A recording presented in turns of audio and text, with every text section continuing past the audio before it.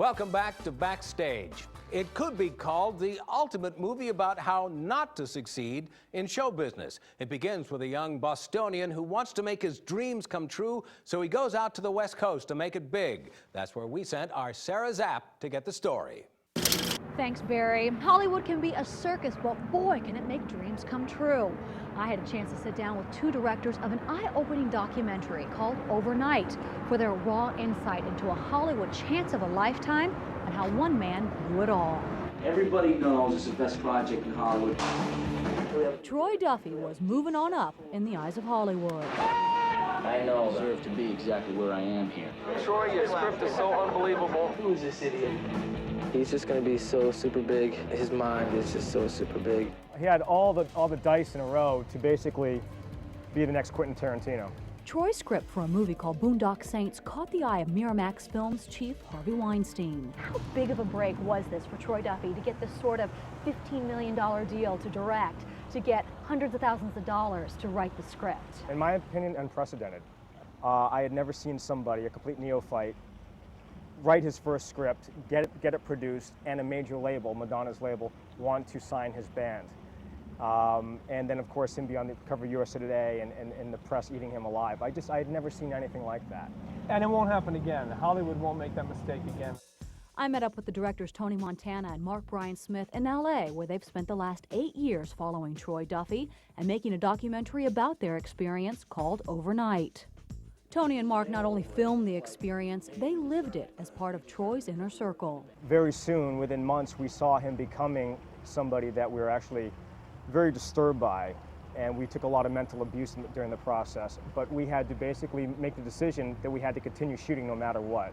I don't believe you deserve a thing for the work that you've done for this band. You saw opportunity for yourself. That's why you did it. It upsets me to hear you say that we don't deserve anything. Troy started making headlines not only for his script, but his band. Our agents had to turn away record companies right now. All these people want to be involved with me. They want to have long-term relationships with me in music and film. So I'm very happy about that. But the tide started to change as some of Hollywood's power players turned away. What is Harvey doing? If I'm a priority project over at Miramax, Harvey brought him out into the public eye, made him a star. don't sit there and call me a liar when you don't know what you're talking about. Part of being Troy Duffy and having the ego that Troy Duffy had, he had to knock everybody else around him to be bigger than them. Why didn't you pull him aside as friends? Or why didn't somebody else pull him aside as friends and say, hey, you're gonna blow this? Troy was always right. In his mind, and he would be so distasteful that people either walked away or the people who did stay on kept a distance to see what was going to happen. And also, we had to keep shooting. So we had our own agenda for, not butting heads with him too much. An agenda that captured it all. You've been there sometimes with me in meetings with some of the biggest guys in this town, Tony. I sit down there.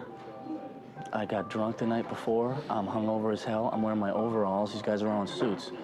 What moment throughout this documentary just blows your mind? There's a lot, so.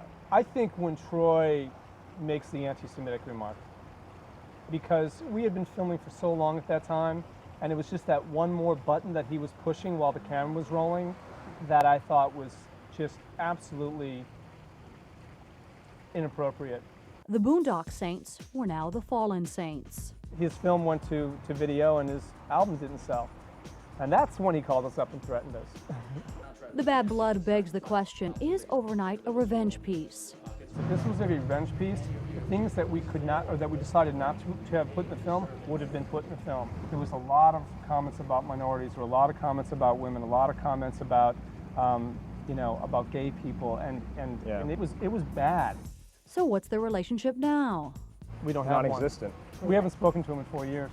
In the end of this, you had a great quote that basically alluded to the fact that success is a truth drug. Is that true? Well, because the cliche that everyone thinks about, that people have been so used to saying their entire lives and hearing that about Hollywood, is that fame changes you.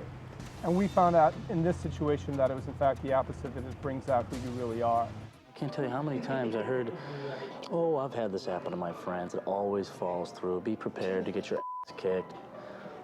And I still get what I need done.